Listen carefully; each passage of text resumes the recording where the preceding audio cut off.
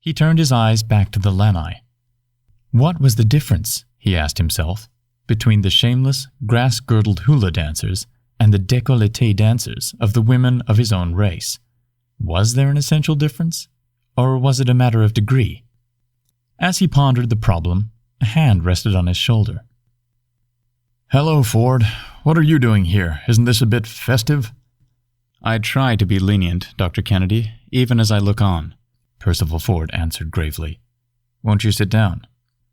Dr. Kennedy sat down, clapping his palms sharply. A white-clad Japanese servant answered swiftly.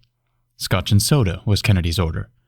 Then, turning to the other, he said, "Of course, I don't ask you, but I will take something," Ford said firmly.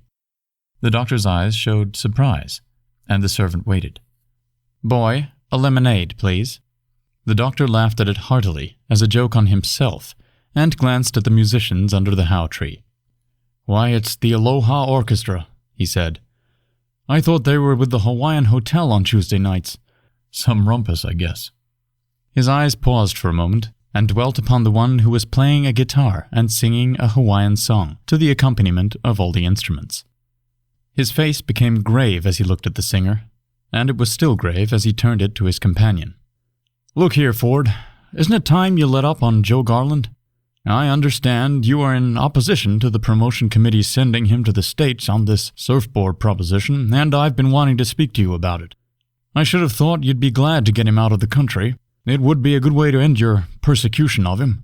"Persecution?" Percival Ford's eyebrows lifted interrogatively.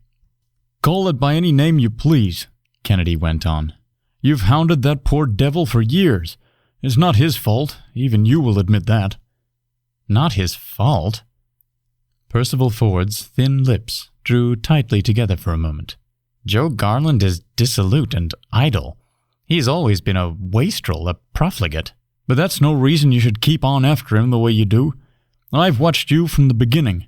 The first thing you did when you returned from college and found him working on the plantation as outside Luna was to fire him. You, with your millions, and he, with his $60 a month." "Not the first thing," Percival Ford said judicially, in a tone